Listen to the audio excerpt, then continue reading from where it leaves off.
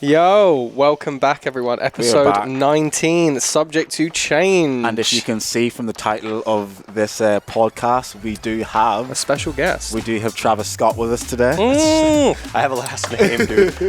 I have a last name. My dad's going to listen to this podcast. Like, it's Hughes. Oh. He's going to be pissed about carrying forward the family name, you know? Okay, Travis Scott Hughes, you've ruined it. Travis Scott It's Hughes. not Travis Scott, the guy that raps, by the way, everyone. I You don't know that? I do precede He him by a could few rap. years, though. He DJs. That's not even his actual name. I know, but we don't know. Why are you ruining this for us?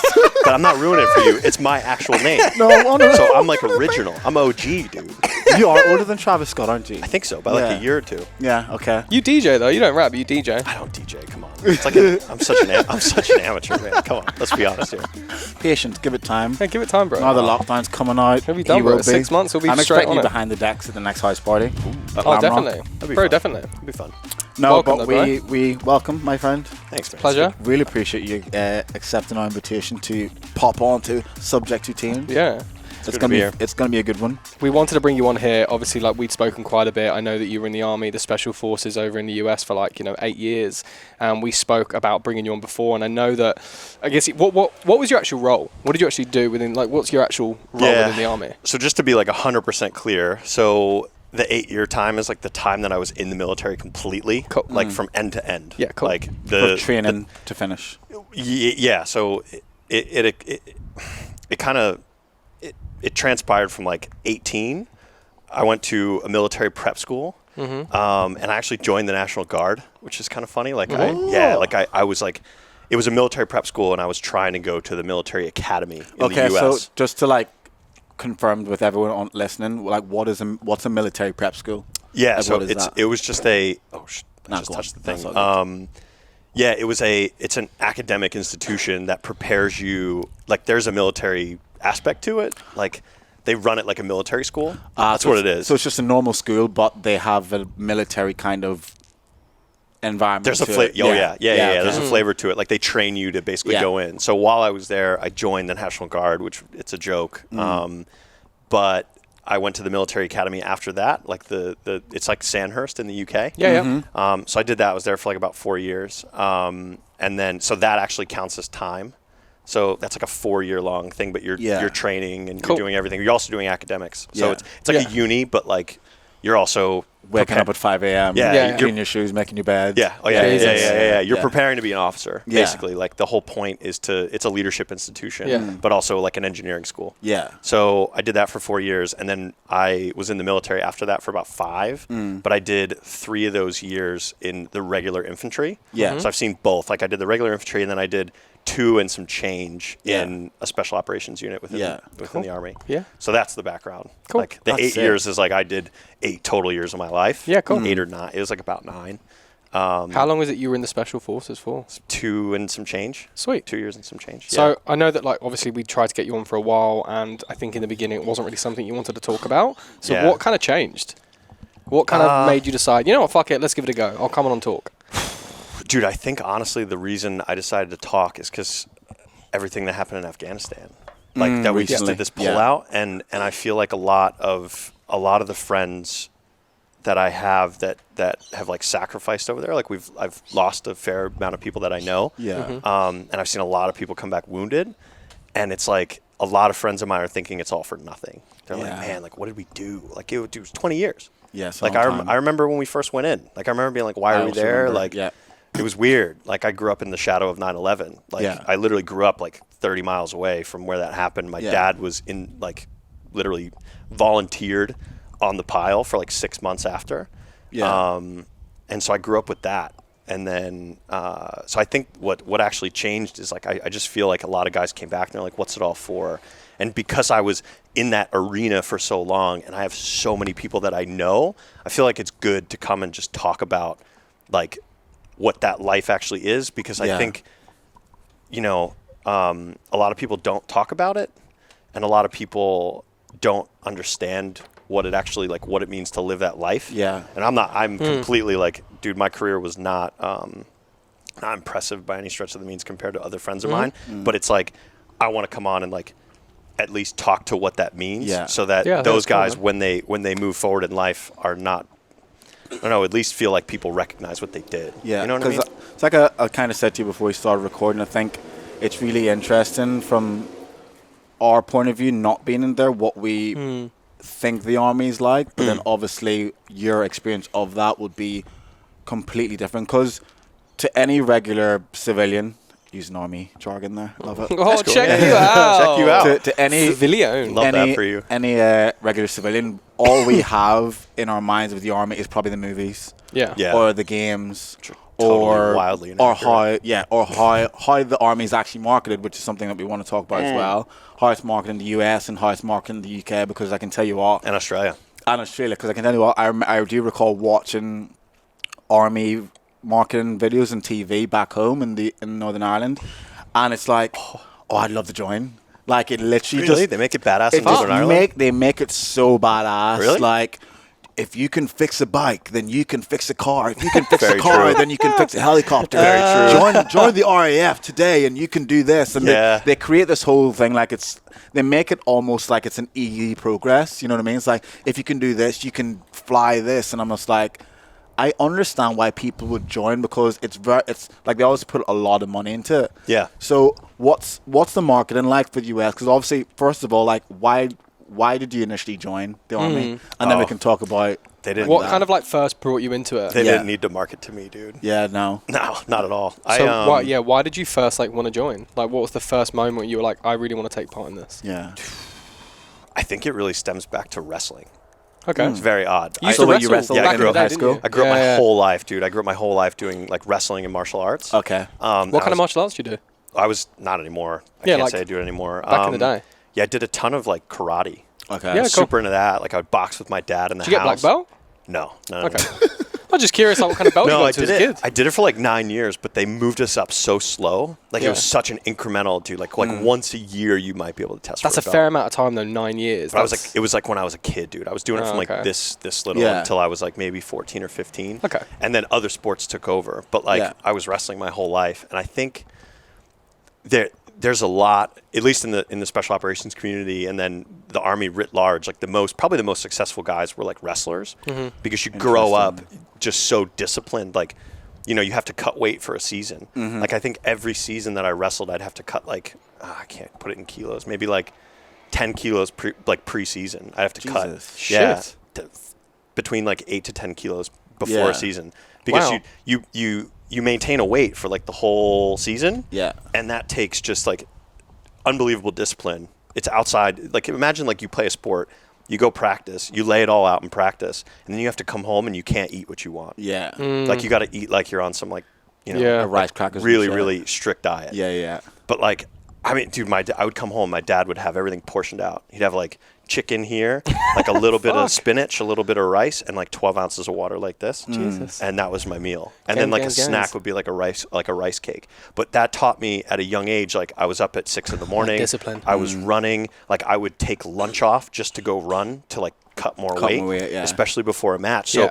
it was like this, like I was living a Spartan lifestyle at like a very young age. And I didn't even think about that until today. Yeah. But it was like I was conditioned to like, and that level of work ethic, it was Yeah. like every day, every practice was like, we had 4-hour-long practices with one water break at 2 hours. Jesus.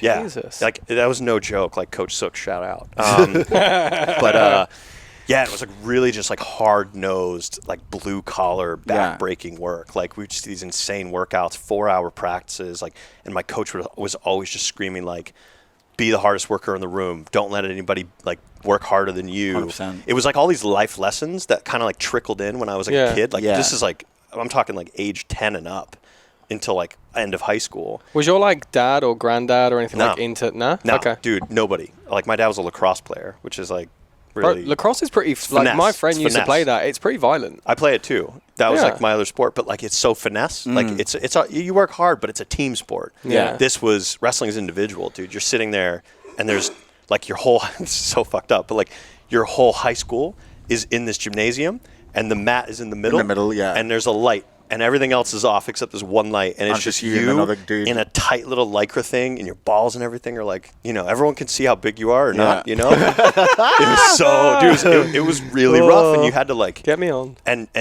right and I just remember, like, if you lose, I lost a ton, dude. I was not good. Like, I wasn't good until I, like, really dedicated myself to it. And it was, like, the last year of high school I got, like, really into it. I wasn't good. And so I had to, like, take these, like, really, really emotional losses, like, and just go back in the room and work harder. So I got really used to just getting my ass kicked for, like, a while. Do you think that kind of set you up for when you... Yes. Yeah. Yes. Yeah. It made For me, like, sure. super, Humble. like a steel trap. Yeah. And humble. I mean, that sounds like I'm not. But, yeah, so that was, like, that was a primer. So Where I was that like transition? What do you mean? So transition after going through that, where you were like, I want to now like move this into training to like be in the army eventually. So I never actually, like, dude, I didn't train to be in the army. Like, that's the thing is, like, I was at such a high level of fitness for my whole life. Yeah. And then 9/11 happened, like, when I was in year 7, and I didn't even really understand it. Like, I was just like, actually, dude, it was fucked up. But, like, I laughed when it happened because I was like, oh my God, what an idiot. Like, who flew a plane into the World Trade Center? And then I realized, like, what it was. And then even then, man, I remember the early days of the Iraq War and the Afghanistan campaign. I was just like it didn't, like, hit me with, like, the gravity of what it was. Yeah. Because I was, like, too young and immature to really understand it. But I remember, like, seeing the effect it had on, like, my community. Like, we had friends who, like, lost parents that were there because we're all really close, dude. Like, I was in I think they called it, like, a bedroom town.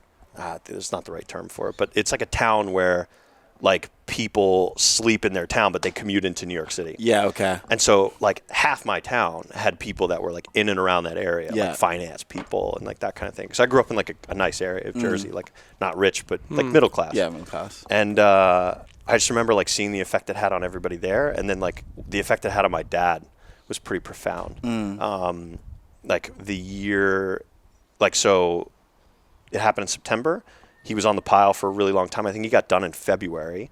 But he was going every single day to this, like, landfill where they were basically taking all the rubble and they were moving into this landfill. And they were, he's basically there to, like, pick out bodies and, like, identify remains. And he found a Walkman that was still playing. Yeah. Like, do you imagine that? The whole building came down. It was completely just. I know, it was still playing music. He said it was just dust, and this thing was playing music. Whole fire trucks were this big. Eerie, man. That's like, crazy. If you go to the site now, you can find they have fire trucks that were compressed this big. Jesus. Like, wow. Yeah, the amount of force and pressure and heat. Yeah. And I just remember that January, the Super Bowl happened. You know, like, the Super Bowl's like the biggest TV event. And U2 performed. Love U2. Shout out to Ireland. I do love U2. And big fan. The whole of Ireland shouting back. Yeah, man. And, like, U2 performed. We're in this restaurant, and he just started to, like, cry like a child. Like, he just bawled. Jesus. And I was like, oh, fuck, like, this is really serious. And then I was seeing, like, the war on TV, and I remember coming out of high school, like, I really wanted to go to the Coast Guard Academy. Yeah. It sounds kind of lame, but, like, it's random. But my dad was, like, steering me towards that. He was like, you should go to the Coast Guard Academy. He's like, you can fly helicopters, you can save people, and he's like, it's chill. You live on the beach, like where I am now. Was your mum like on the same kind of page, wanted you to get involved in it, or was she like kind of? So actually, like, Does any mother? Yeah, no, not really. But it was odd. Because your dad sounds quite pro, and I just wondered like what the kind of. So that's the thing. He wasn't really like pro it. I don't have like a relationship with my mom. It's kind of sad, personal shit. But basically, like, I didn't really care about her opinion. Yeah. And I don't even think I was speaking to her at the time. So, but I remember, like, I was like, I'm gonna go to the Coast Guard Academy. So my whole like final year at high school, I was like, this is all I'm gonna do. And it's just as hard to get in there as it is to get into any of the. There's 4 service academies in the U.S. There's like the Air Force one. There's the Military Academy, which is the Army one that I went to. And there's the Naval Academy, and there's the Coast Guard Academy. And so I was like, I'm gonna go to the Coast Guard because that's the job I want to do. Like, I want to fly helicopters, and like I want to, hang out on the beach and like pump iron. Like, I don't want to go to, at the time, I was being kind of like talked into it and like, hey, you don't want to go to war. Like, you don't want to do this. You don't want to do what everybody else did. Like, it's gonna fuck you up. Like, you don't want to do this. But deep down, I was like, dude, I wrestle every day. Like, I'm hard nosed. Like, I'm tough. Like, this is what I want to do. And then at some point, so I went to that military junior college, like, to prepare, basically. So I didn't get in. I didn't get into the Coast Guard Academy out of high school. Like, I applied. They were like, you're really. They say why? Yeah, they were like, basically your grades weren't high enough in high school. Okay. Like, they're like elite academic institutions. So you have to be like, and you have to be sponsored by a congressman or a senator to go to any of them. Yeah, you have to go and like compete for a sponsorship. Jesus. So they have to pretty much like write off like, yeah, this guy's. And then you don't even get in after that. There's plenty of people that get sponsored and they don't get in. So you not only do you have to get sponsored by a congressman or a senator, like you have to compete for that among like 50, 60 people per district or whatever. That's even when you get crazy. sponsored, you don't get in. There's plenty of people that don't get in. So I didn't get in the first go, and they were like, if you go to this place in Alabama, like you'll get in, like maybe. So I went, and I actually did like really, really well. I was on the wrestling team down there, and I got into the military academy, and I got into the Coast Guard academy, and I think I got rejected from the Navy. I wanted to be a Navy SEAL. Like that's actually what I used to want to do. Like even my parents would we'd go to the beach every summer for like 2 weeks, and I would swim up and down in the ocean. Like I would swim like the length of the beach, like it was about like a kilometer. I'd swim a kilometer up and a kilometer back, and my dad would walk along the water While You you could teach swam. Dwayne how to while I swim. was swimming. Yeah, right. I can swim very well. Thank you very much. Fools. so racist. But anyway, so At least I can sit in the sun, Dan. Look at you. dude, I feel You're like red. Am I red? I know. I haven't put any sun cream on. I'm gonna be fucked after this. it's so hot. Milk was a bad choice. But yeah, dude, I was doing that, and so I really wanted to be a SEAL, and I got rejected from the Naval Academy. Yeah. I was like, fuck you guys. And Yeah. I ended up getting into the military academy, which was like, honestly, dude, it was such a stretch. Like they told me, they're like, they actually rejected me at first. They were like, all right, sorry, but you weren't competitive enough to get in right away, but we'll send you to our prep school. It was a different one. So they're like, you want to do another delayed year to get in? Yeah. And they're like, we'll either do that or we'll put you into the last batch of the people that would potentially get in, but you don't have a good shot. They're like, what do you want? And I was like, put me in the last batch. And then I got in. And I was like, oh, shit. Fair play. That sounds like a Fair play. But before I went, they were like, I had a choice because I got into two of the ones. I got into the one I originally wanted, and then I got into the one that's the Army Academy. Like, you get out of there and you're an officer in the Army. And I was like, I remember like the morning of, like my parents, like they took us on a nice vacation. I think we went on a cruise. Went on this cruise, and it was like the last hurrah because I had to report to one of the schools for like the first, basically in dock, where you spend the whole summer just like getting hazed. And like they fuck you up for like a whole summer. And I was like, where am I going to go? Like what's my life going to look like for the next like 10 years? And I told my dad, I was like, I'm going to go to the Army. Yeah. And he cried. He was like, don't do it. Like, it's bad. Like, he's like, I see veterans coming back every day, like missing limbs. Dude, it was like the height of the Iraq War. Yeah, it was of actually course. the surge. It was like the second surge. And I just remember like, there's guys coming, like there was guys coming back killing themselves. There's guys coming back like missing limbs, arms. That's crazy, like, man. Everything. Crazy PTSD, I'd imagine, from Yeah. all those guys. And he was just like, don't do it. And I was like, I'm going to do it. And ballsy, what man. age were you at this stage when? I was 18. 18. Yeah, I It's was fair 18. play, man. That's fucking ballsy. So I did it. And then I went up to the school. So when after like that process of obviously the prep and then the academy, what happens then? Is there like you become an officer? Did you say? Yeah. So And then is there like another stint of like physical and like mental training that you'd have dude, to it go never through? stops. Yeah. It never, like your whole career. Does doesn't it stop. increase as you move from one to the other? So after you got out of the academy and like, okay, you're an officer, Yeah. then obviously with the Army there's a hierarchy. So whoever was above you, would there then be a process with you and other guys who are on your same level, going through physical and Yeah. mental? Yeah. Like, what was that like whenever you first got in? And it was like your first day on whatever the site or whatever. So they I call actually didn't graduate the academy. Yeah. I was there for like almost 4. I think I was there over 4 years, but Yeah. I didn't graduate. Like Cool. my first 2 years, because of wrestling, I suffered like a ton of concussions, like back to back concussions. And then, so that was growing up. I was getting these like head injuries, but Yeah. back in the day, like nobody paid attention. It was like you to get shit knocked like on the that. head, you're good. Like you carry just on. walk that shit off. Yeah. And, like just get back in the ring. And then, so I suffered all these head injuries. And then when I got to the academy, I suffered like 4 or 5 like really tough ones, like knocked completely out. Because Yeah. it gets worse as time goes on. Like Yeah. if you hit me in the face right now and I got knocked out, like I probably have to go to the hospital Yeah. because I've had so many. And so I suffered a bunch of them, and my grades just fucking tanked. Yeah. Like so bad. And I basically spent like 3 of my years there on academic probation. Oh, Jesus. And eventually they were like, dude, you got to go. Yeah. Like a whole series of events happened that would just that's a whole nother podcast. But whole series of events happened. I got kicked out basically, and I went and I lived in Washington, D.C. Yeah. Because I was like, I want to do something with my life, like, because I wasn't sure if I was going to be in the Army or not. Because they were like, you get kicked. It's a very convoluted and weird story that I'm not going to get into. Yeah. But I lived in Washington, D.C. for a while. I worked like odd jobs. Like I worked at the Afghani embassy, actually. So that's why the conflict is like really hits a little Hits bit a little home, because hard for you. I met the diplomats, and I like worked with Afghani diplomats Yeah. for like 6 months. And then I had odd jobs. Like I worked like a night job in a hotel. Like I did like the night shift, like from like 11 a.m. to 2 in the morning or 4. No, it was like 11 a.m. to 6 or something. But I was like a night concierge in a hotel Yeah. in like right up the street from the White House. And so that was like really interesting. I worked at like a startup. So I had started like expanding this like professional network. Yeah. Where I was not associated with the Army. But like for years prior, like all I was doing was training to be an officer. So like every summer we were doing training, like every day you're doing like training, but you're also doing academic stuff at the academy. So after my separation from the academy, I went back. They like a bunch of politics happened. They brought me back to school because they're like, nice. hey, you're good. Like, we know that, basically it was like an appeal. And then I came back. And then after I came back, they decided, nope, we're kicking you out again. Dude, it was so wild. Like, again, it's like a whole podcast that like Yeah. That whole that in little itself, that segment whole of life. experience, we Yeah. could talk about it for like 2 hours. But Okay. it was really, really tough. And like emotionally, it was really rough because it's like you're with your friends. Like, dude, like these people, you live in like rooms in this academy. Like it's 3 bunks, 4 bunks in one room. And there's 4 desks and every guy's got, you got to study, you got to stay in shape. Like you got to, be well liked by the leadership so Yeah, you can for like sure. get through it. It's an absolute grind. My And Lord. you make like these really tight friends and then you get completely ripped out of that environment.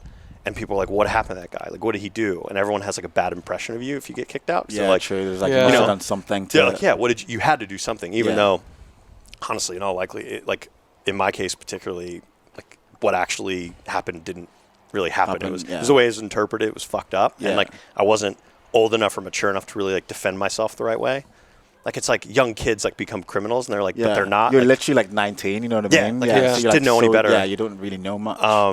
So yeah, that happened, and then I got booted back out, and so that was when I actually had to like officially join. So, but instead of joining as an officer, I had to join as like the bottom of the barrel guy. And what's that called? It's a private.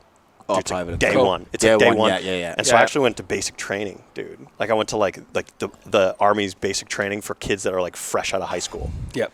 Like legit. Like they, oh man, you in the coffin. I know. But it's like I went with kids that like had like petty crime and like came from like the deep south and like had no other option. They're like, this is what they were gonna do. Yeah.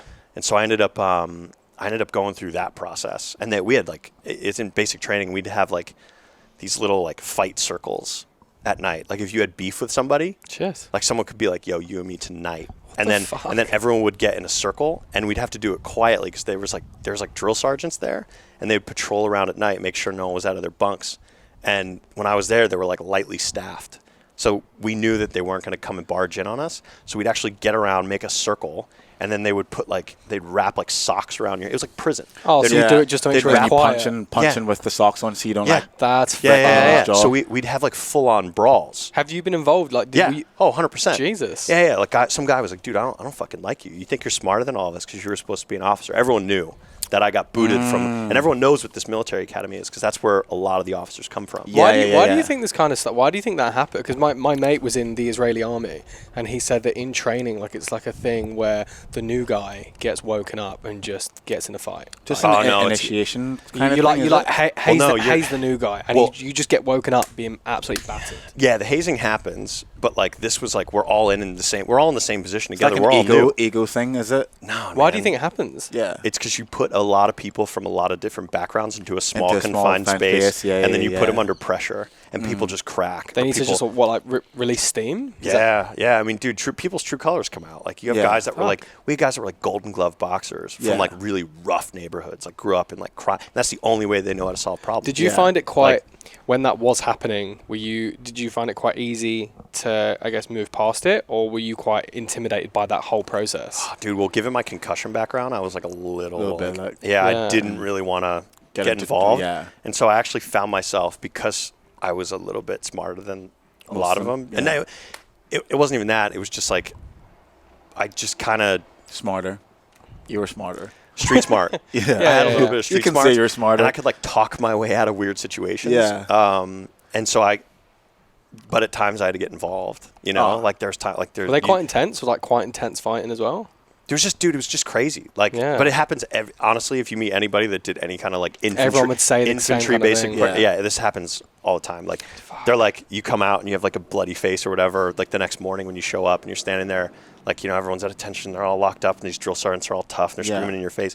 And they'd be like, "What happened to you last night?" I fell out my bed. I fell down the stairs. I fell out of my bunk, and they're like, "Yeah, okay." And it's like they just know look past it, yeah. dude, it's a part of life. Yeah. And so I went. No one's gonna snitch.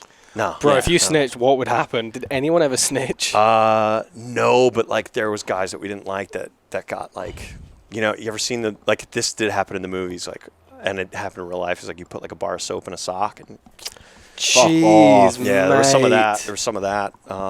There was a lot of it was just like you just fuck with people. Like it was so bad.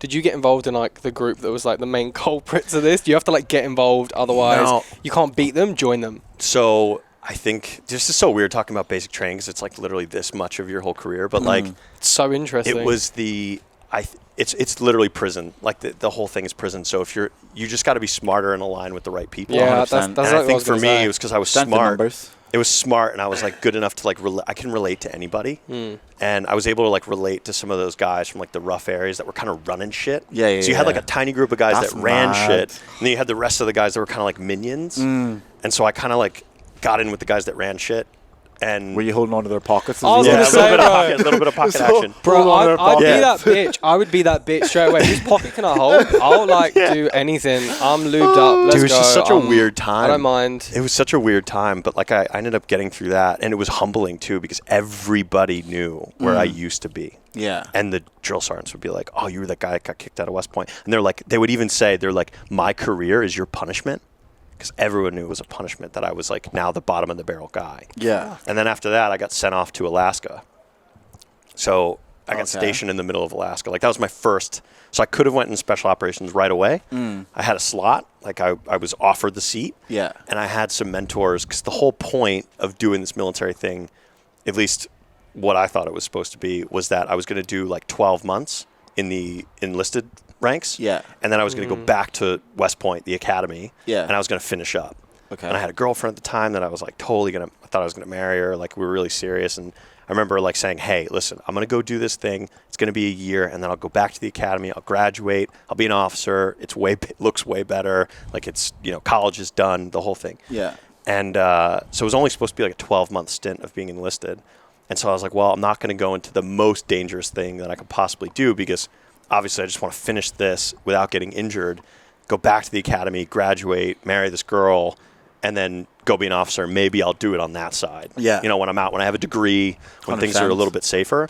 So I actually took the safe road first. And I was like, I'm just going to go to Alaska. And that was going to Alaska. Yeah, because I knew I had like the guy up there was like one of my psychology instructors at West Point, and he was like, "Oh, you'll be safe up here. We're not going to deploy. Everything's good. Like, you know, it'll be fine." And I went up there, and it was just completely not that. Not that. It was Why, what fucking kind of miserable. stuff? It was it was like -40, like in the middle of winter. Yeah, I was Oh, going to say right, for yeah. one, the weather wouldn't have been ideal. Weather was shit. But you just said in terms of like the psychologist from West Point saying, "Oh, don't worry, we're not going to deploy." How does that even like work? Do they choose different bases to then deploy? So, for example, okay, you're in Alaska. They could have been like, "Yeah, we're deploying our base." Yeah, is they did. deploying." They did do that actually. But if you ended up at another base that was in Alaska, could that base have possibly been chosen Yeah. to deploy? Yeah. Is that how they do it? Then they It's- just decide, yeah. okay, we're going to choose this base Yeah. in Houston to deploy. Yep.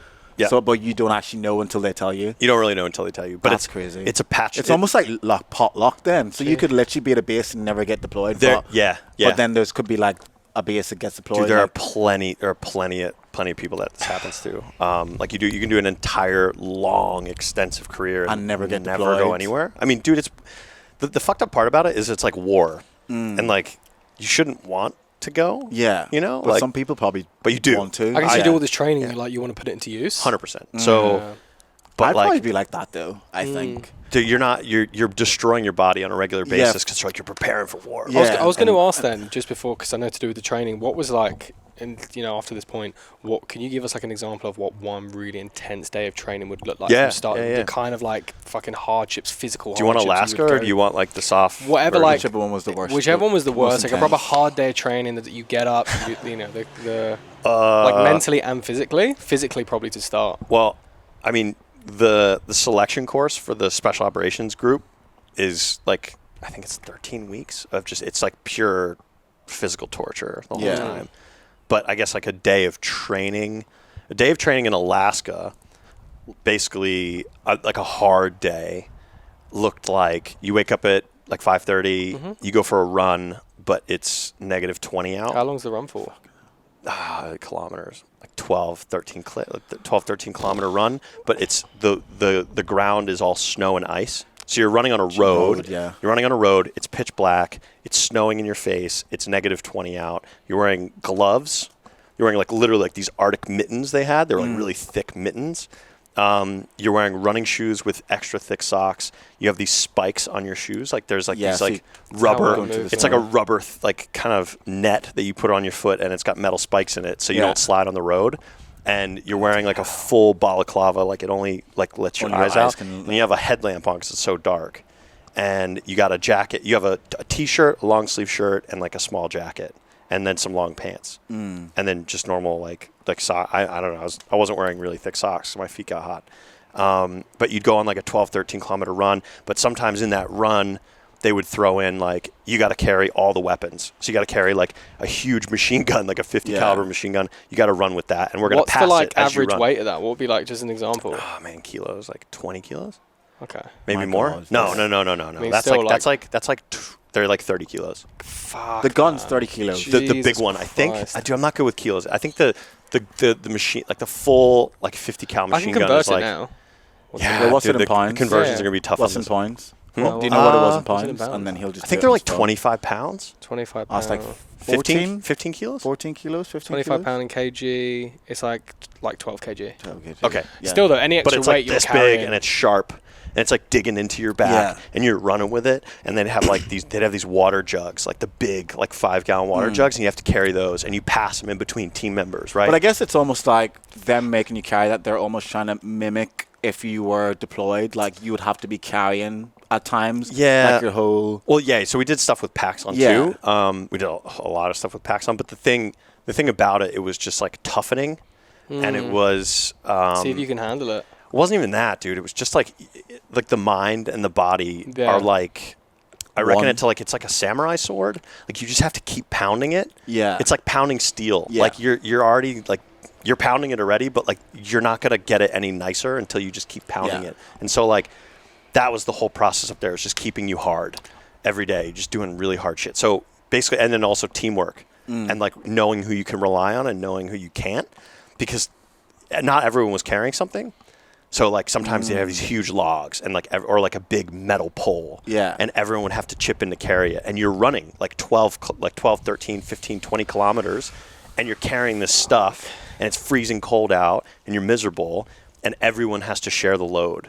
Like that's the whole point, is everyone has to share the load. Yeah. And there's guys that don't. There's guys that slack off. There's guys that like sit in the back. They become the gray man. Yeah. And I everybody was gonna knows who that dude is. I was going to say, you know what, everyone complaining about doing farm work, shut the fuck up, basically.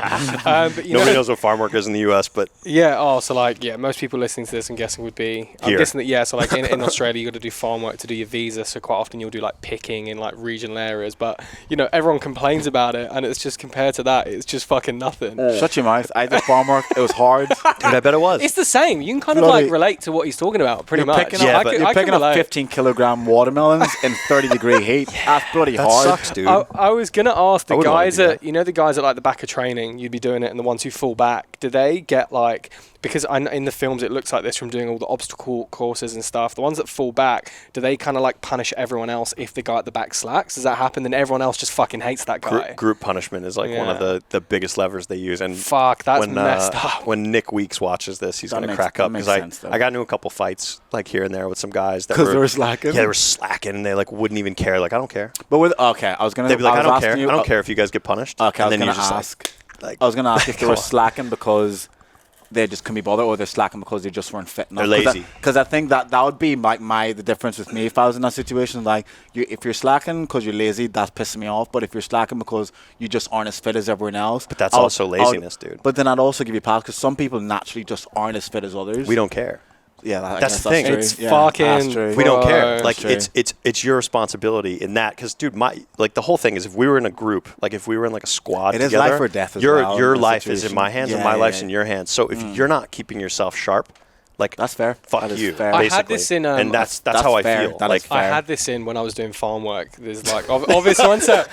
well, you did. I'm He now did. He trying didn't to- do farm work. Literally just I'm giving now shit trying to about relate. people in farm I'm work and now I don't trying- bring it nah, up. That's good. I mean, it's relatable. It's relatable. Nah, yeah. So I 100%. feel as it's not the same. But like, so when we were picking, we'd have like different rows we'd have to manage, and like on the first couple of days, I was really struggling, but my mates weren't, and so I was like falling back, and because I was falling back, they couldn't move on to the next patch. Yeah, that's- so oh, they that's then so- started that's going the on thing. at You have a me, later day. and I'm like, fuck. So it does get quite, you start getting bollocked by everyone around you, Bollocked. so it Yeah, forces love you that. to like have to like speed up and catch up. Yeah. Yeah. I wouldn't be beaten up for it, but I'd I be would like, beat you up. I'd be giving insults, which hurts in That the hurts, heart, dude. Yeah, it it's does hurt. fucking sticks and Sensitive stones. guys over Yeah, here, I'm a man. sensitive guy, bro. Yeah, but it's But, so I guess that was just the morning. That's the thing. Like you do something like that in the morning, like that's before breakfast. Do you have to do this obstacle course? Like I've seen Yeah, it in yeah, films. Would yeah, you yeah. do like 100%. jumping under, crawling on the floor? Yeah, sometimes they'd be like, you know what, we're gonna run like an 8K. We're gonna run like 8-9K, and then we're gonna do this obstacle course, and then we're gonna run back. What's And the obstacle course look like? What would be like the toughest thing you would do in that process? I don't know, man. Climbing under barbed wires Yeah, and climbing like- over. Yeah, that's like- that's the movie set. Sure. Yeah. Well, Yeah, there's, I mean, I don't like heights really. Like I'm not a heights guy, and so there's an obstacle. It's really like common to every military obstacle course, but it's like a tower. It's like a ladder basically, but Yeah. instead of having equally spaced rungs, the lower ones are closer together, and then the higher you go, they get wider. Yeah. So you actually like you're really high. You look down, you're like holy fuck, and then the next one above you literally have to reach to, Yeah. and then pull yourself over, and then you're on the top of it, and you're like, what's it like 10 meters up? So if you fall, you fall. Yeah, you're fucked. You're Yeah, fucked. You're you gonna won't be die, but you'll be very, very sore. You might break your back. You'll probably Yeah. break your back or Yeah. something. You'll break a leg if you Jeez. fall. So you're really like conscious of it. And so that's the one I hated the most. But like, you do all that before the morning ends, and then you go to work. And work can consist of like, and I'm only talking about Alaska right now. I'm not talking Yeah. about what I did next. But like, work would really consist of. I mean, we would go and like maintain our vehicles. So we had these like. And dude, you're in the middle of the snow, like we're out there in like -40. We're in these like marshmallow suits.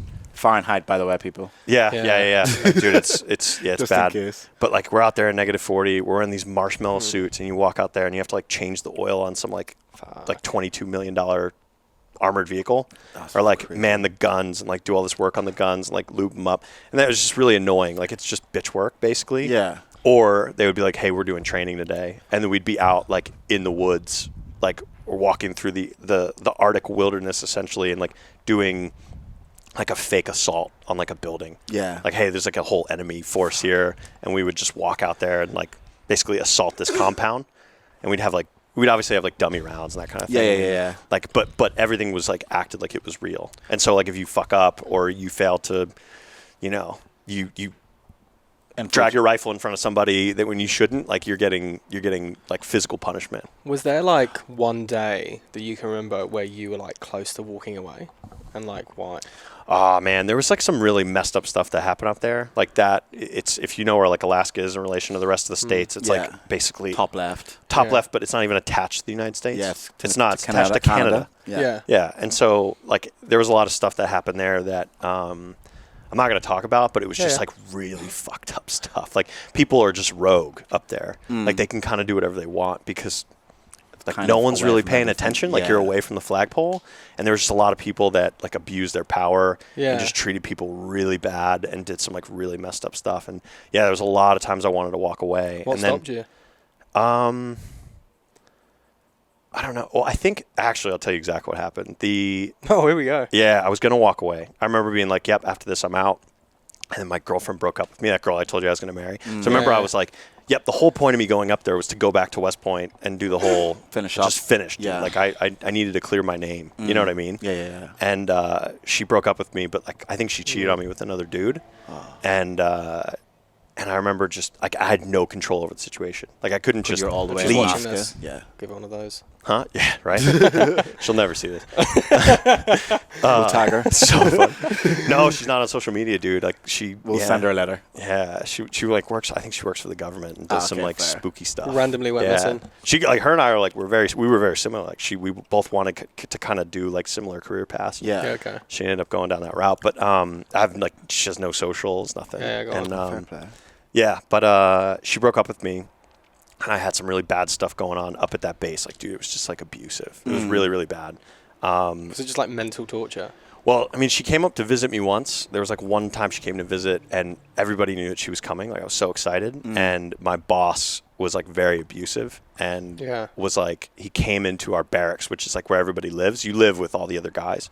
And he came into my barracks on like a weekend, right before I was supposed to go off on a trip with her. And he was like, you have a shirt on your floor in your room. Your room's not clean. He's like, Fuck. we're going to have to fix that. And so he had me doing like nonstop exercise for like 3.5 hours of just burpees for like 3.5 hours. Was there actually a shirt on the floor, though? Bro. Was there a shirt on the floor? Was there actually something on the floor? I think it was on the back of a chair Oh my or something. goodness. Like I like come back from a workout and I threw it on the back of the chair to dry. Yeah, And like I and kept my shit pretty clean, like because Yeah. I was so used to it from the military academy. Was that on steroids? Steroids, yeah. It was insane. Yeah. And he came in and just was like, "Yeah, you're gonna pay." And he didn't like me because of I was supposed to be an officer Officer, thing. you're not a private, Oh, dude, it was yeah. so bad. Like the politics of it were terrible. And he was just like, "You're gonna pay." And so he just fucked me up for like 3.5 hours. And she was waiting outside. While you're Like doing she was I think she was either outside, like ready to go, or she was at her hotel, or she was in my room. I don't remember where she was. did she know that you were doing it, or was she like sitting there wondering, like, No. why have you not showed No, she had up no yet? idea because I was on my way out, and he was like, That's a "Let's see." He's like, joke. "Let's see your room." And I was like, "Sure." So I walk him in. And he was like, "You're gonna pay." And then it was just I remember that, and then she left, and it was a really weird visit because I knew I think at that point she was already seeing somebody else. Yeah. And then she broke up with me, and I was like, you know what, dude? I actually got to the point where I was like, I definitely was like considering committing suicide. Oh my Lord. Yeah, like I 100%. Fuck. Like I started to like have a plan, dude. I was so like, think about it. Like all my friends at the academy, haven't seen any of them. I was on this base. I was being abused like every day. Shit. Like it wasn't abused like as in, hey, the whole group gets punished because It was you know just- this one guy. was It was just like you. targeted stuff, and it was really really bad. And then this girl broke up with me. And I found out, like, you know, I found out through her friend, like, that she was definitely, like, she met somebody new. There was that, and then, like, my family was far, and I was trying, and I kept trying to get back into the academy, and they weren't letting me in. They were like, yeah, you're not doing well enough up there. That was the thing. That's because your boss is probably relaying that Yeah, back yeah, from yeah, me, like, yeah, yeah. he's So not- he did tell me at one point, he was like, yeah, man, like, we have your career, like, in the palm of our hands. We can do whatever we want to you, so you better, like, And that's the thing with the army, though, because it's Fuck, such a man. They do. hierarchy kind of thing. Like, you can't do anything. No. Even if you go, you can't even. You Because can't, like, it's say it to disrespectful anyone. to even go past him and go to someone no. else. Yeah, You they ha- call it, like, jumping the chain of Yeah, command. you And if can't- you you do can't it, even dude, do that. like, it looks bad. It looks so bad, and, yeah. And they hammered me for it, and I never got back in.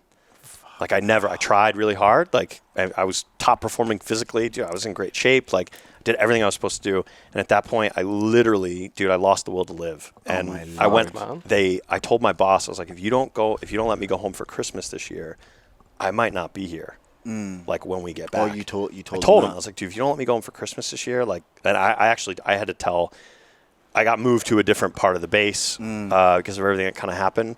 And then I told my new guy that, and he was a little bit nicer. Yeah. And then he was like, oh shit, okay. And so he like pulled some strings. I went home, and then when I came back, I was like, you know what? I lost everything. Yeah. Like that got me out of that mindset. And I was like, you know what? I've literally lost everything. I have nothing to live for. Why the fuck am I not in the special operations community? Yeah. Like, Fuck, I man. might as well go there and just lay it on the line. Yeah. And if I die, I die. And that's literally what I Shit. thought. And so right after that, I actually got into a new group on the base, like a new unit. Yeah. They kind of transfer you over to a new unit. And it was like a more elite group within the regular infantry. And I had a boss that was like really cool, and he was super supportive. And then I had the guy below him was really supportive. And I was like, guys, I really want to go and do this. and they were like, we got you. Like, we'll make the paperwork kind of happen. And so from there, ever since that one point, because I was at that lowest point, and I remember thinking to myself one night, I was like laying in bed, and I was like, the only place I can go is up. Like, I'm literally at just bottom, and I was like, the only place I can go from now. That's such a good. I think that in itself takes so much like mental strength to be Just able this to close. get So through bad. that, and then to be able to see it was such a like an optimistic view. Not even, I It just wasn't. think- It wasn't even optimistic. It was like, if I don't go up, I'm just gonna die. It's death, It was death. And so I actually wrote. I went to the. Do you tell your family that you'd felt at that point? No, they don't. I don't even think they know. Yeah, they didn't know. Well, here Bro, we go. Here we go. That's mate. That's Here we go. like seriously. Yeah. That's, Does the army genuinely take stuff like that quite seriously? I know because you got moved, and when you moved, you told the new guy that this is how I'm thinking. They pay lip service to it. But do you They feel pay what, sorry? if you told that previous one that was a dickhead that you felt this way, what do you think he would have taken it seriously? I think he would have. Do you done- think he'd been like, actually? I think okay, he would have you can done go? whatever the book said, and like there's law. reporting channels or whatever. Okay. He would have done it by the book because he was senior enough and smart enough to kind of like play the system. Yeah. But I know for a okay. fact he would have made it like a joke, and he would have told people, and they would have fuck, like man. he would have like made it into. I'm taking a wild guess based on his actions, but Yeah, like Yeah. of course. I know of for a course. fact it would have been used against me somehow. Yeah. But the new guy was like he was cooler and it was good. But Thank the Lord for that. I remember I applied to go. You have to apply to even try out for the special operations side. Yeah. And so I did the application. I was able to get a recommendation from like the new commander who didn't even know me. And then before I applied, I actually went and I got a will filled out, like a living will. Jesus. Because I was like my mindset legitimately was, I'm going to go down here. It's like 13 weeks of training. I know it's going to be like the hardest thing I've ever done in my life. I was like, I'd rather die doing this than come back here and sure. fail. Wow. And what age were you Okay. at this stage when you were filling an application to go to special I ops? was 24. Oh my Lord. Yeah, I was 24. 24. So I was like, Writing a will. Yeah. I wrote a will, and they were like, well, who do you Jesus. want to carry your casket at your funeral? Yeah. Like there was like weird questions in Questions, there. yeah, Like of what do you course. want like where do you want your assets to go? Like we had a life insurance policy. It was like $300K. So like where do you want that to go? Yeah. I actually like I said I want $250K. No, I want $200K to go to my dad. $50K to go to my stepmom, and I wanted $50K to go to the girl that broke up with me. Oh. So I want her to feel like shit. Because I'm that fucking petty. I'm that petty. If you want to know my level of petty, that's how fucking petty That's I like, am. I'll be the bigger man. Yeah, Here's some money. Here's some money. Yeah. That's so funny. Like take a vacation with your new dude. Oh my goodness. Like I hope you feel like shit the whole time. Shit. Wow. But yeah, so you did the application for the special forces, and you obviously got in. So when you got in, what was that whole experience like? And then from there, what'd you do?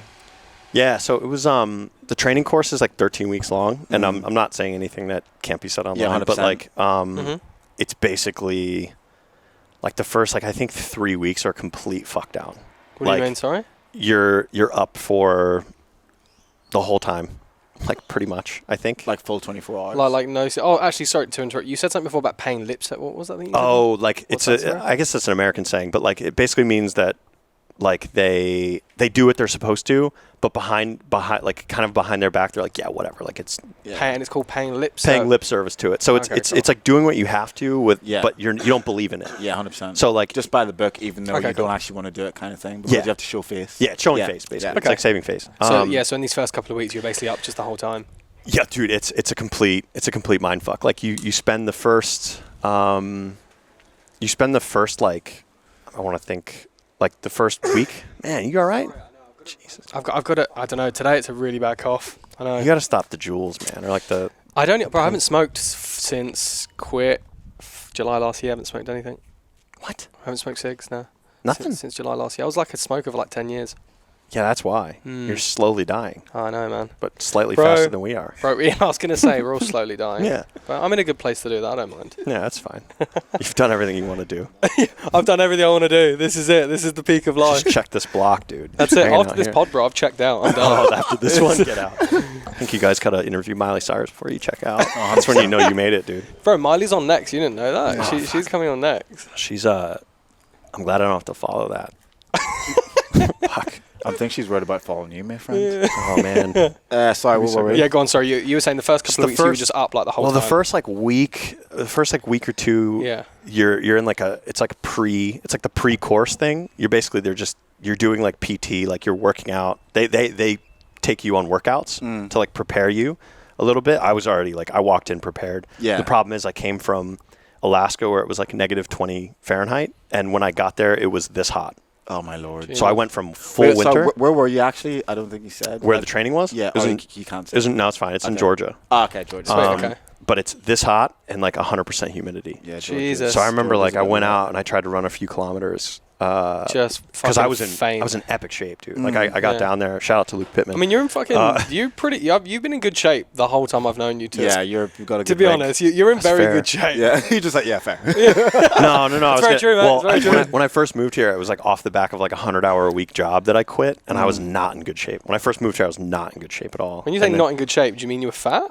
No, I'll show you a photo. Yeah. I was just like kind of fluffy. Like I still had abs, but I was a little fluffy. Probably Yeah. like how I am now, to be honest, man. Yeah. Like You're in pretty good shape now. The 3-month lockdown. You know what I mean? Oh, come on. It was like Okay, I need to see photos of when you're in I the know. army then, if that was when you were in good shape. When he's saying he was a bit No, unfit, do you he was actually- like 6% body fat. I'm literally going to throw up a photo on this. Yeah. Let's see the bad shape Yeah. he was in. In Body Smugglers. Yeah, right. I don't think people think those are kind of like people don't like those in the States, man. Really? Bodies, do they not? Absolutely not. Fucking love Yeah, it, you bro. wear them as a joke, maybe. I mean, Yeah. we wear But, it as a joke. We wear it as a but joke, it's comfy, bro. it's more acceptable here than Yeah, it they're is there. comfy. Yeah. Rock the budgies, bro. But anyway, there's like a pre-course that you go to, and then they do the in-doc. Like the first week, dude, it's 90. We were up 96 straight hours.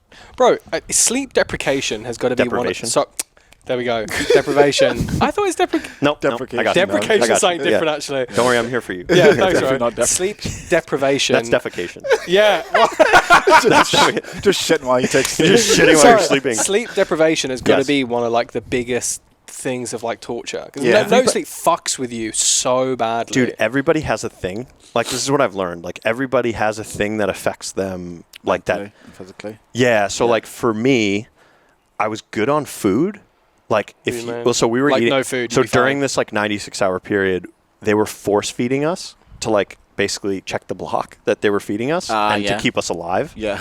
I'm dead serious. Like they were literally We can't kill them. they would time the, I'll explain this in a minute, but basically like everyone has their thing. So like some people, if you don't feed them enough, that's when they break down mentally. If they don't get enough sleep, that's when they break down mentally. If you stress them out, that's when they break down mentally. Luckily for me, like wrestling, I was always hungry. Yeah. For like all the time, like as long as I could remember, like every season, I was always hungry. I was always tired because I wasn't really sleeping enough. Yeah. And I was always stressed because I was trying to balance that with school. So for me, honestly, like the course itself, and I also was prepared to die going into it. True. So for me, I had a why at the end of it, and my why going into it, and I used to repeat this mantra every day. You should read the book. Honestly, it's called Every Day is Game Day. Okay. Dude, best book, one of the best books I ever read, changed my whole life. But basically, in Every Day is Game Day, he talks about you take like you make a sentence of like why are you doing something, and for me it was like I need to regain my reputation. Yeah. Like I had all these friends that thought like I was just a piece of shit for getting kicked out of the school, and for me, you whittle it down. You whittle a whole sentence down into 2 or 3 words, and you repeat that at multiple points during the day strategically. Yeah. Like he has a whole protocol of like how to operate on a high level every day. And he's worked with like special operations guys and athletes and everything. The guy's legit. Did he say a man who's willing to die is probably the most dangerous, Yeah. the most motivated? Yeah. Once you have nothing else to lose, then like nothing can really break you. It's like I'm No. hungry. I actually don't care because if I die, I'm prepared to do that. You know Yeah, what I yeah, mean? yeah. But for me, I was repeating every day, regain pride. Like regain pride in myself because I had lost like everything. Yeah. Everything that I like identified as myself. Like if you think about like I was at this military academy, I'd go home into my community and like people were like, oh my God, like I was the only dude in my general area in New Jersey that went to this academy. Yeah. Like the only one. Like I'd go home for Christmas, I go to church, and people would be like, "This is that guy. Like, look what he's doing." Yeah, and so yeah. when you lose that, you're like, "Who the fuck am I?" Like, Yeah, yeah, yeah. and Yeah, how do that's you tell mad. people that, dude? Like my dad worked in the government and like was, in a pretty well placed, highly trusted position. Yeah. And I know he has colleagues, and they were like, "What happened? Like, where's your son? Oh, how's West Point going?" and he'd be like, and that gutted me. Sense of like embarrassment and the fact that you kind of like feel like you've let your dad down. I let everybody down. Yeah. Like I toiled the family name or whatever. But anyway, you're really close with your old man, aren't you? yeah, he's like my best friend. Yeah, and I talk to him every morning. Yeah. It's like kind of crazy because I talk to you guys or whatever, and you're like, like once a week maybe, like talk to the fam. But like I don't know. So normally when I see you in the mornings, you're on like a FaceTime, and he's like, "Oh, mom, and my dad's there." Everyone's got a thing, and I just remember not having a thing. But I remember guys were like really suffering with the food thing. Like we were getting one meal a week for the 96 hours, or for an entire week, we slept for an hour, and it was just they would force feed us. So you'd open up the meal, like the meal ready to eat, and they're terrible. They're like full of like they're full of salt to keep retain the water. And they'd be like, you have 30 seconds to eat your main meal. Like it's like a bag of just like imagine beef stew. You have 30 seconds to eat the whole thing, lick it clean, and you had to hold it upside down and open it, and they had to inspect it. So what you were doing, again, it was like they're doing what they're supposed to do, but they're doing it in a fucked up way. They'd be like, you have 30 seconds to eat this. So you eat it like this. And then you're literally gagging as you're eating it, trying to drink water. It was like a hot dog eating competition. Yeah. And so you had to find ways to eat like really fast. Then you hold up the bag. They look in the bag and they're like, "All right, you're good." And they checked you off for and they made sure you ate every part of your meal. But they did it in a time. Everything had a time hack. But you know what I'm thinking now? If I was to think about the training, and so the way I'm looking at it is they're training you, and it seems disgusting. But it's like, okay, if you put this into a combat situation, you're out on the field and you have food, you may only have 10, 15 seconds to get anything into you. Yeah. So I guess looking at it from that standpoint, I'm like, okay. That's not why they did it, though. But does Pure that, hazing. But does that not make sense, though? Yeah. If you're like in a combat situation and you have to like get some food at some stage, it's like how much, like every second counts when you're out there in the field. So it's like, it kind of makes sense, but they probably weren't doing it to protocol. No. Yeah. The whole But point did was that actually ever come into play, though, where you'd have to eat like 10, 15 seconds, that's it, to get loads of food? It's all about using the time that you have very like quickly and wisely. So I'm like, okay, if you only have this much time to eat, boom, boom, boom, and we're going. Yeah. Or this has happened, boom, boom, boom, you're going, you know what I mean? It basically teaches you just to be able to like pack up and unpack really quick. Really fucking fast. That's but it was like working in my the force head. feeding, and then we had force hydration too. So they'd be like, you have 30 seconds to finish like 2 quarts of water. Two quarts of water. Like it's like this big of water. It's like a little canteen of water. Right, okay, yeah. But it's enough. And so you drink it and you had to hold it over your head, and if you didn't do it, they would punish you. So like physical, and guys were like push-ups, sit-ups, like burpees, like any type of like ridiculous exercise, and guys were throwing up everywhere. And then because they got all that food in them, and then that's the water. Fucked. And then if you do just chug like 5 glasses of water in a row as fast as you can, and then try to do some exercise, and then guys would throw up, and they'd be like, "We don't leave any trace of where we are when we go out, so you got to pick that up and put it in your fucking pocket." So we'd pick it up.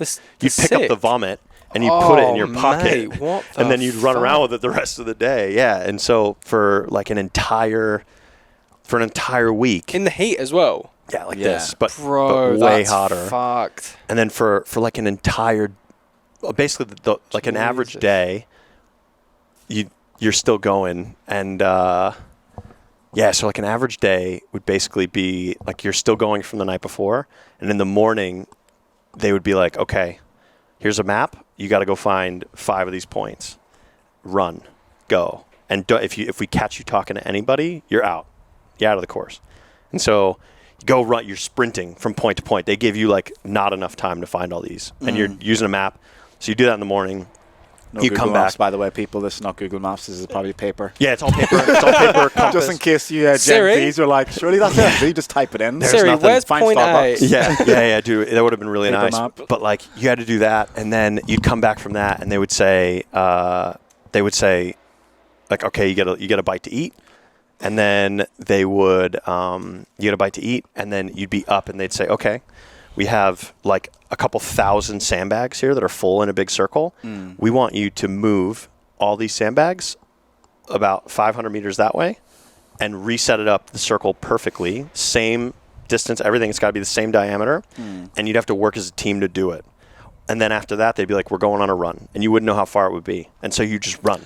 and you're That's running. torture, and bro. all So your you're shit. just running. You don't know when it's You stopping. don't know when it's going to end, and it's very fast. And so that would break people because when you don't know the end point of something, That's a bit more daunting. you're literally like, I don't know how long this pain's going to last. Yeah. Because it's nice to know when pain's going to end. Like Yeah. if you go to a hard gym class, which Yeah, we you're all like, you've do, got an hour. you're when like, it's done. minutes. you know, like, hell. oh, I just got to survive this, like the last couple reps. Yeah. You don't know when the pain's going to end. So it forces you to like reframe how you think about things and be like, I don't care when the pain ends. Like, I'm just going to own it and I'm Yeah. just going to like work through it. And so you would do that. And you come back from the run, and they'd be like, "All right, we have to cool you off because we legally have to cool you off." And then just get a massive but hose we have and- a massive trench of mud, Oh, and we've had all the guys who've been quitting peeing in it for like a week, and so they're like, submerge yourself, like get under the water, and you'd have to like. But not only were you doing that, but they'd make you put your pack with all the things that you owned, like all your On. clothes for the whole week, on your back, and then you'd have to roll around and get all your clothes completely muddy. So any change of clothes that you had, if you didn't waterproof it, would get muddy. Oh my goodness. I don't think gracious people me. realize, even that bit of like how you don't know it's going to end, so you have to change that frame of mind. I don't think people realize that in itself is such a hard feat Thing to to do. accomplish Yeah. Next without time, not like breaking down. That in itself is so. dude, next time you do like a HIIT class, like when it ends, just tell the instructor to like keep it going for you and tell them to do it on their own time. Oh no, I won't do that. And then just try to see how long you can go for it. No, But like there I was will not be doing there was that, and then you'd come back, like you'd get out of the thing from like you'd get out of the mud bog or whatever, and they'd be like, okay, here's a map. You got to find 5 more points, and so you'd run, you're sprinting, and then you'd come back from that, and they'd be like, we have to feed you again. So then force feeding, force hydration, throwing up again, and then they'd be like, all right, now we have sprints, and so it was just hundreds of meters of sprint. It was like a 600-meter length one way. So they'd be like, hit the wood line is what it was called. So you'd have to sprint, and they'd be like, if you're last, you will pay. And so they would you just keep doing that until the guys that were last, they would just have them on the side, and they'd be working them until they quit, just working them like on top of them, like you gonna quit, whatever. And then you come back from that, and like sun starts going down. They'd feed you again, forced hydration, the whole deal. They'd PT you and like all that shit, and then they'd be like, here's a map, and it's at night. So you do like the night land navigation piece. So you're sprinting at night, and there's no lights. You can't use light. So you have to do it all by compass and by understanding how far you step with every step. And so that's how you measure distance. Distance, yeah. So you do that at night. You find your points. If you don't find enough points, they can still drop you at the end of the course. So that's the whole thing. You get through the whole course, and they could still drop you from the course. Yeah. So you never know where you stand. fuck. And you can get peered out too. So you have to like get along with everybody. If you don't get along and enough people put you down as somebody who doesn't deserve to be there, they actually kick you out at the end.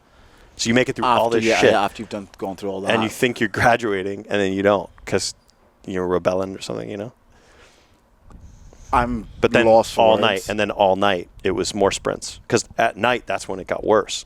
Because it was it's cool. a little bit cooler, so they can push you harder. Yeah. Yeah. So it was all Don't even night. worry about you dying. No. From heat stroke. No. And dude, honestly, they would yell. They would yell to me. They'd be like, where's Alaska? Because they knew that I was a risk. Because, dude, I was struggling really hard. First week or two, the weather was fucking me up, like really Yeah. bad. And so it was just like, they're like, where's Alaska? Are you still alive out there? And I'd be like, yeah, right here. Like, Would you do like fighting training throughout this as well?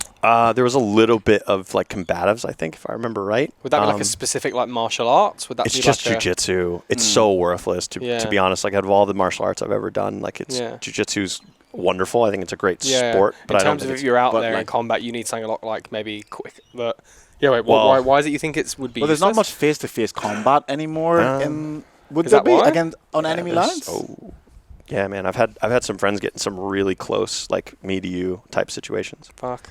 Yeah, Jesus. like literally like right here. Like there's there's stories. There's like not my stories, but Yeah. there are stories out there of there's a legend out there of a guy that was in my unit that actually my friend could speak to this, I think, but there's a story about a guy that they were in Iraq and they were on Haditha Dam. You look it up. It's like called the Battle of Haditha Dam. Yeah. And it was, I think, 3rd Ranger Battalion. I was in 2nd Ranger Battalion, but the 3rd Ranger Battalion guys were like basically just like flooded with Iraqis coming down, just trying to kill them. And there was one guy that they shot, and they thought he was dead. And the guy was sitting eating his food next to this dead body. Yeah. And the guy got up and apparently killed him with a spoon. So that happens. Whoa. Yeah, he killed him with the fucking plastic spoon. But yeah, it's the reason it's useful. The reason like the MMA shit is useful is because if you do get into like that close combat with somebody, like you can actually create distance and use your weapon. That's the whole point. Okay. Yeah, It's not to like armbar somebody. No, like, no. Yeah, obviously you need to do like get it done very quickly. It's just to create space so you can draw your weapon. Yeah. Fuck, I'm glad we've never got in a fight before. Oh, dude, I wouldn't do anything to you. Come on. Oh, I remember. You know that. So when I first moved in, we were talking about that yesterday. Yeah. So when I first came into, I was like, Talbot, imagine Trav just knocked you clean out. No, we I had wouldn't. this. George I'd be worried about. Yeah. George. Bro, yeah, now looking back, George. we obviously had this huge party. It was the first day I moved in, and it was, way back when, and I was really pissed. And I thought that, like, this whole situation happened, and I tried to get involved to stop it, and then me and George ended up having, like, You thought a bit I was of stealing beer. confrontation. No, I don't know why. I was really off my tits, and I don't know what happened between me and you, but I didn't know that was you until months later. I'm like, oh, my God, because when we became friends, I'm like, oh, my God, that was you that happened with. Yes. And now hearing all of this, I'm like, I'm really glad that didn't develop into something more serious. I showed up, like, having him and George absolutely pound on George, me. you don't want to mess with George, but like George is way quicker to the trigger than I am. But like, yeah, I came For in. what, George?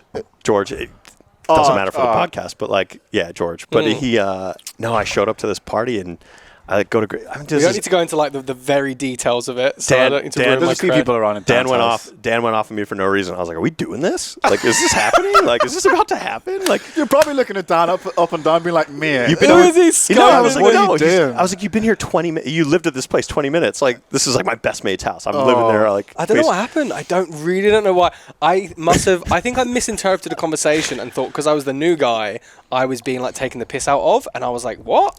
And that's what I thought was happening. So that's why I was a bit like, It's get wild fucked. to think about. Yeah, but Yeah, I you don't know. Look at us now." Look at us now. Fucking drop you, motherfucker.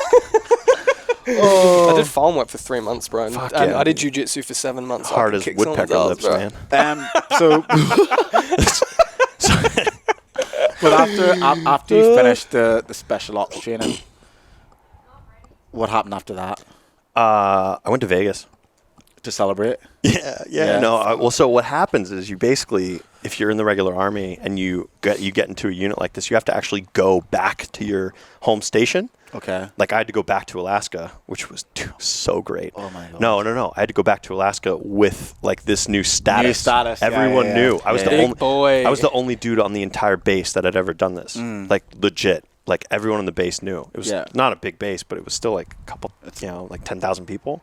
Okay. And so, well, like, 10,000 is not big for a base. no. Jesus, No. right, It was okay. one of the smaller ones. Yeah. So I hell. went back to my like home station, and I basically like showed up to my former unit where the new guys were really supportive. It was that old the group old that group, wasn't. yeah. But I showed up and it was like, you're like a hero. People were like, holy fuck, you got this done. Like everyone knows how hard it is. There's like a lot of lore behind it, like, a 100%. lot of build up. Yeah.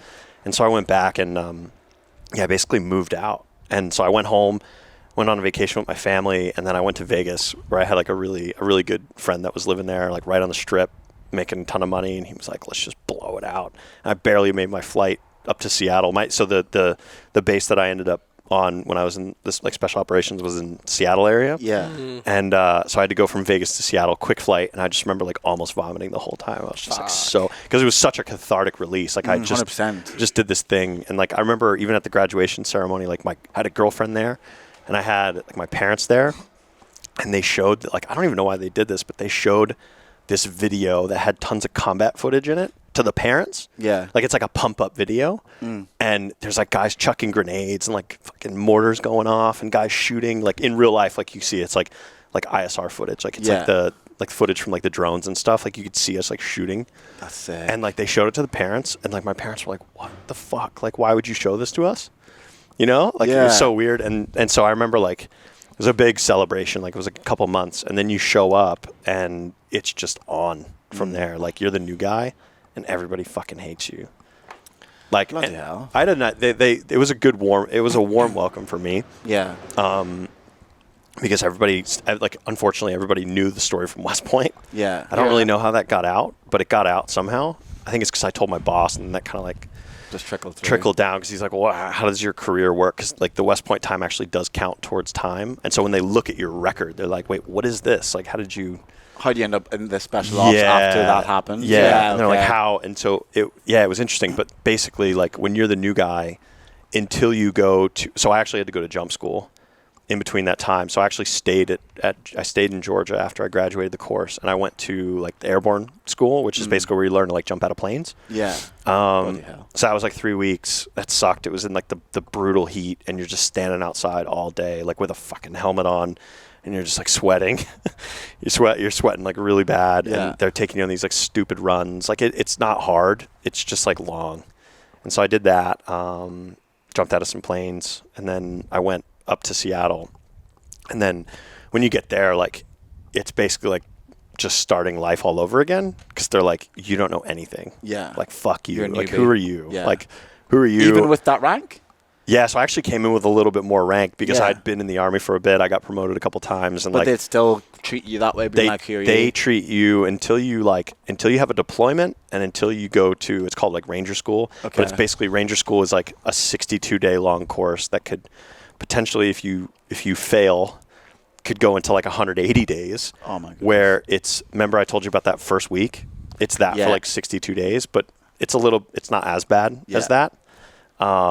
But it's like an extended period of time where you're like Okay. one meal a day, no sleep, just heavy pack on your back the whole time. Like you're But miserable. You didn't do that. Well, so no. What I was saying is like until you Do that. do that's that, fine. Okay. they treat you like shit the whole Yeah. time. But anyway. Did you stay there long in Seattle? No, I mean honestly, so like I said, like my whole career up there was not it was not like remarkable. Like I had guys that, one of my bosses up there did 14 deployments, and I had like other kids that did like 7.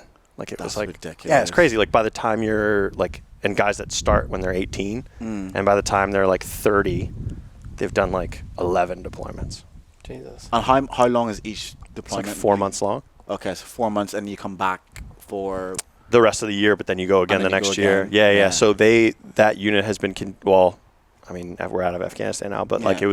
they've been continuously deployed since 2001, From that Seattle. at least once a year. Once a year. Yeah. But like when I was in, they were paring Afghanistan down, but there were other places which.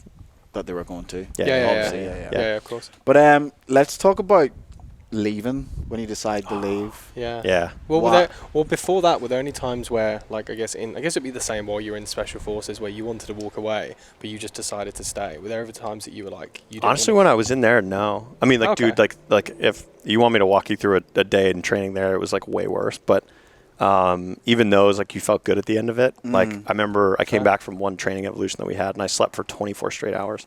Oh. And then I Jesus. woke up and I had an IV in my arm. My housemate, or my roommate there was like a medic, and he like literally gave me an IV like while I was asleep, While you were sleeping, make knowing sure you're all good. knowing I was fucked. Yeah. Like it was like we did like a 24 hours just straight movement, like mission, the whole thing.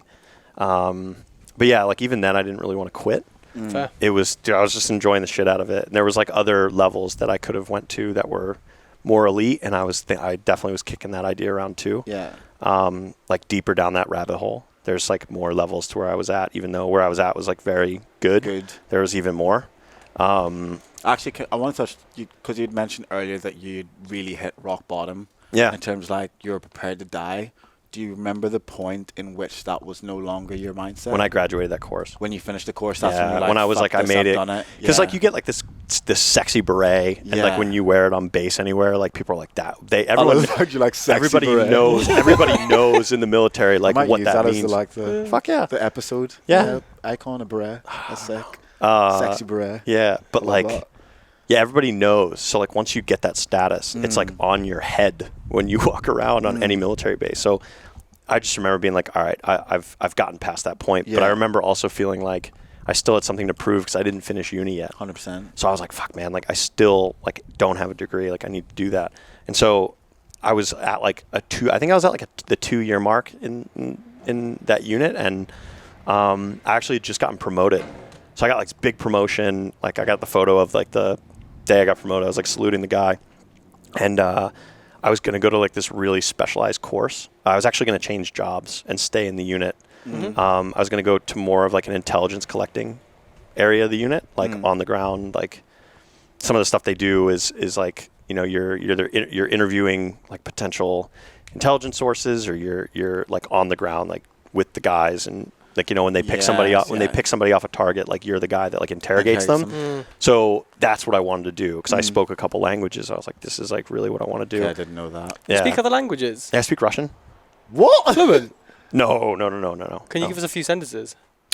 Yeah. Go for it. Я говорю по-русски. Конечно. Oh, what? That sounds legit. Could have said anything. Учил на русском факультете в университете. What? You said something about university there? Yeah, I studied Russian at university. I didn't know that. Can you understand it fluently? Dude, honestly, not anymore. Like Yeah. I was pretty good. There was a long period of time I dated this like Ukrainian girl, and like I'd make her speak only Russian to me. Oh, I love that. That's good. And then if I Shout out if you're listening. shout out if you're listening. She's like married, has a kid now, I think. Don't listen. In Ukraine. Don't listen. Don't listen now. But yeah, I think so I wanted to do that, and then on a jump because we had to stay current, so we would like do these like full operations where we would jump out of the back of a plane at night with all of our shit between our legs. I had like a big rocket launcher underneath my arm. Jumping out of a plane? Yeah, at night. And so I hit the ground on one of the jumps, and I hit really, really hard, like a really bad, because the wind was really high, and the wind was really high. I was moving backwards, and then I was drifting backwards at like a really high rate of speed. I hit the ground, and you're supposed to kind of crumple like a can, but I hit feet, tailbone, head, and I got knocked out, and I got drugged for a little bit by the parachute because it was kind of still open. Yeah. And then when I landed, like I like barely remember. I didn't even know where the fuck I was because I had that whole history of concussion, so it was even worse. And then I remember towards the end of my time, like and then I had to walk like 25 Ks with like a really, really, really heavy pack, plus a rocket launcher, plus like other people's weapons. Casually enough. Yeah, no, I mean, like it was a really, like I remember it was just an absolutely brutally long movement, and through the night into the next morning, like the whole way.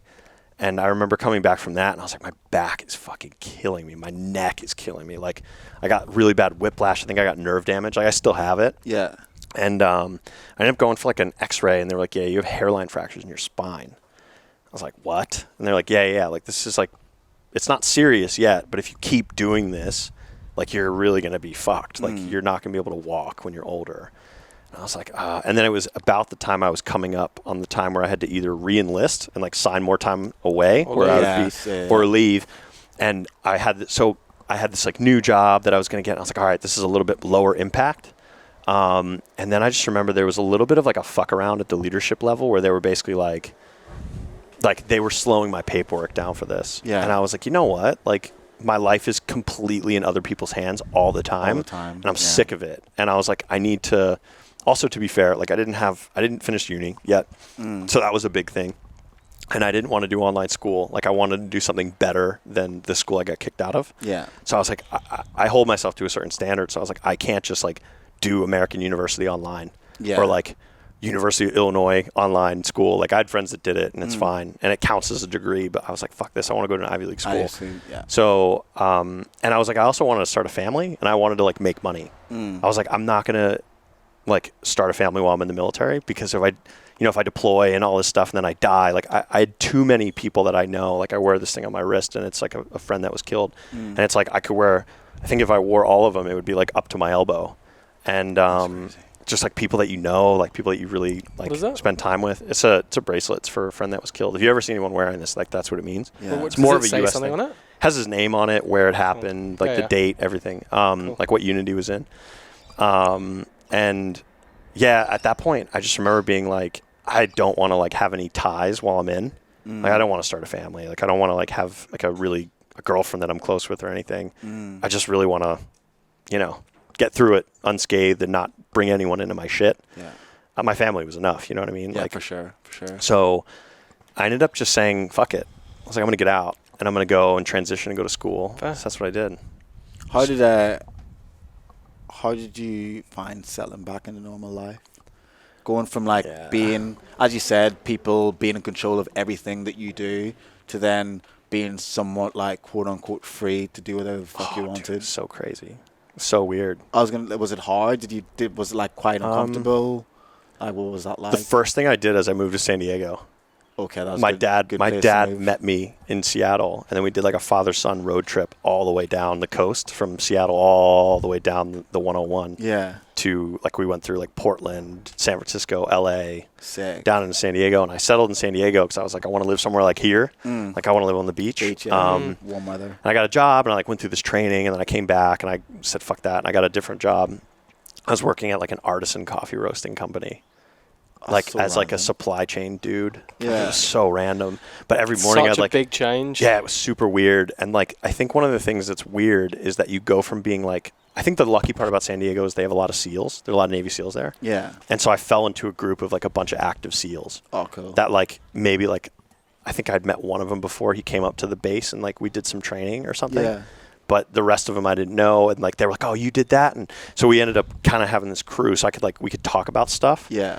But for me, it was like you go from doing really hard shit every day that you're like kind of proud to do, and to be honest, like when I was in, like even when I was in, like a lot of those like terrorist attacks happen in like Paris and London. I don't know if you remember that stuff. Like you remember like the Bataclan massacre. Yeah. Like I remember being at the airport going home to visit my family. And that happened, and I was like, we're going to be a part of this response. And I was like, that in itself gives you enough like purpose every day. And then I think you get out, and you're like, dude, I work at like a coffee company. Like, what purpose does my life serve right now? Like, where? Like, there's like military has like a lot of purpose, direction, and motivation. Whereas like you get into normal life, and you're like, what's next? I think that's from the outside looking in, that's the kind of the vibe I get from a lot of people that leave the army. Like they've been trained so much for a purpose to defend their country, to do this, to do that, and then when they leave, it's like a massive hole in their life. And you don't lose know that what whole to do. support And system. you lose their whole Yeah. support Like system, all your mates, friends, all your mates are like brotherhood, still doing it, doing that, or they're yeah. out. You kind of just don't know what to do. Like, No. what am I meant to do today? Dude, What's I the mean, purpose honestly, of the day? I just stuck to like, I'm just going to make sure I continue my fitness. Like one of the things I swore to myself, and I think I still stick to it, is I always wanted to stay dangerous. And I know that sounds kind of lame. What do you mean? But I always want to stay like tip top shape. Yeah. I wanted to keep shooting. Like for me, I was like, I can't do it here. But like, I really wanted to stay on the gun and like Yeah. stay like, that's a craft. Yeah. And so I really want to stay current with that, which ended up not happening. But I wanted to stay doing combat sports and like stay like have an edge, basically. 100%. And I think a lot of my friends face that too. Is like because you get into society and everything's soft, like everything's like you gotta like really in comparison to what you've been experiencing. It's not even that. You just gotta pander to feelings, and you gotta be like really diplomatic with everybody, and you gotta like Yeah, that's massage fair. everything. Got to be and- politically correct, my A lot of friend. snowflakes. Yeah, well, it's not even that, man. Like, I'm all for treating people the way that they deserve to be treated, and like not being unfair to people. But like, it's just even like handling like little business conversations. You have to just act completely differently. Oh, And so 100%. it's just weird going from an environment where like That didn't matter. it doesn't matter. Yeah. No, it's like, what's the task? Like, what are we doing? And So like, how many years since, just to get on understand, because I know what you're doing now is so different to what you were doing before. Totally. How many years since you like completely walked away from that whole I like got out in 2016. 2016? It's 5 years. 5 years, because there's been a big transition from there to like what you do now. You know, working in sales. But we'll get to that. You know, at But some did point. so obviously when you leave, did you go to therapy or a psychologist or what? Yeah, so like as a part of like before you get out there, like you got to go see a psychologist to check the block. Like you have Do the to. bare minimum.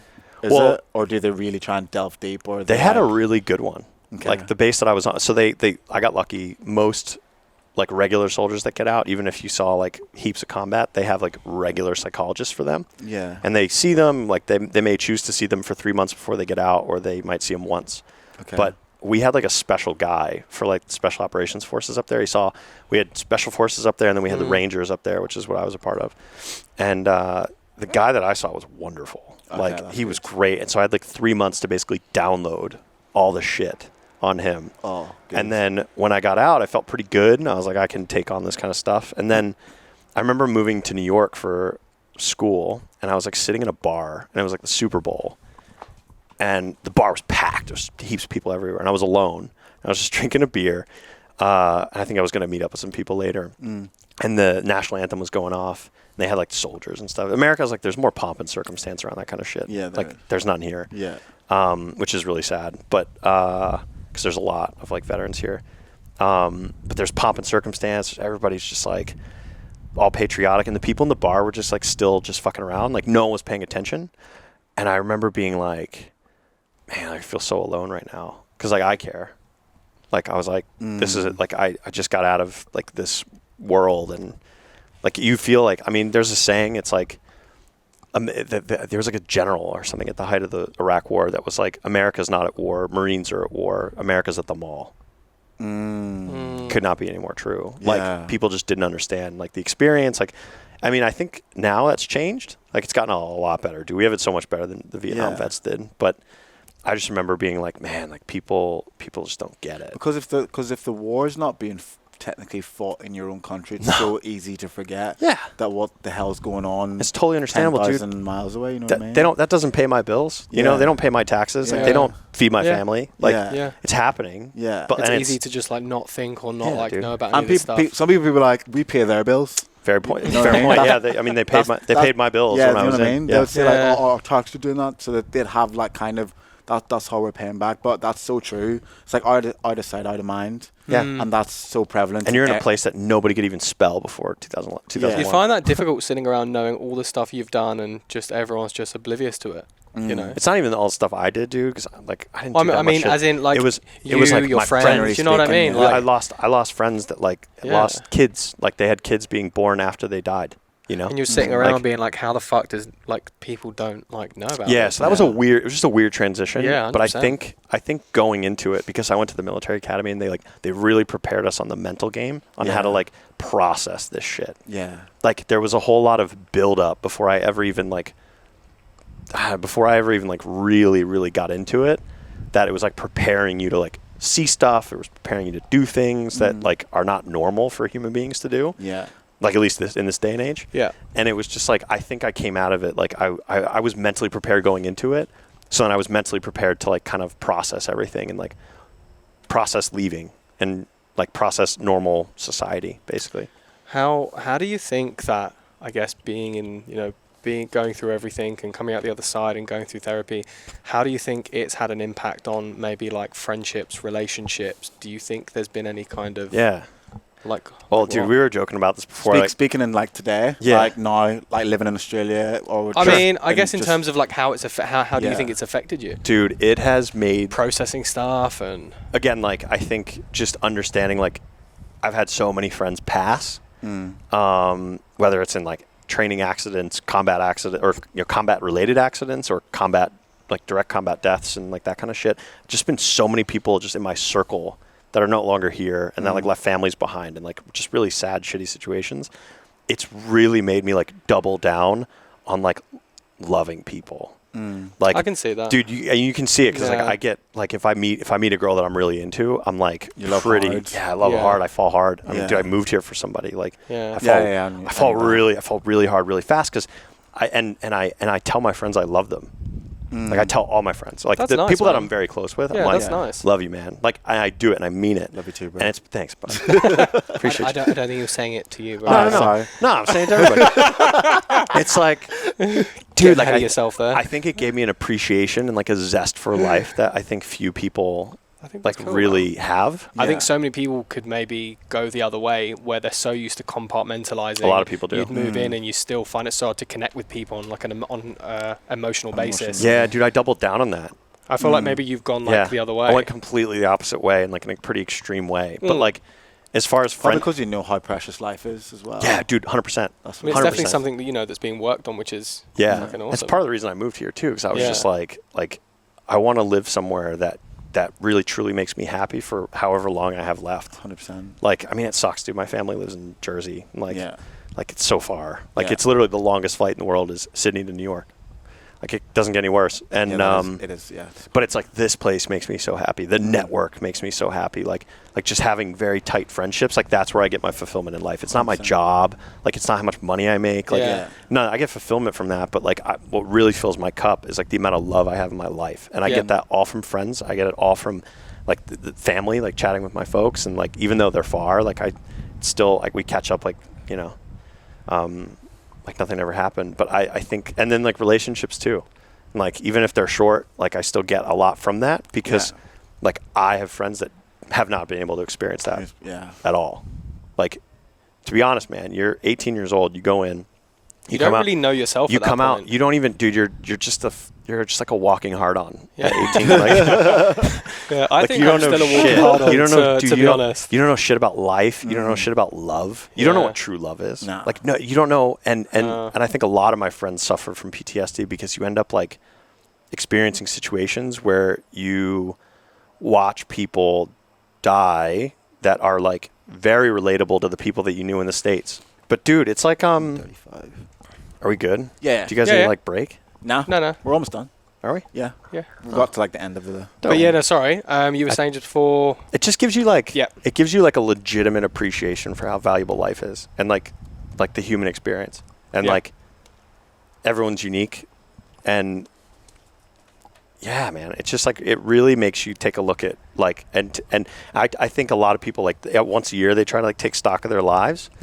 Totally valid, but I do it way more often because I'm like, man, like, am I happy? Am I doing things that make me happy? Am I around people that make me happy?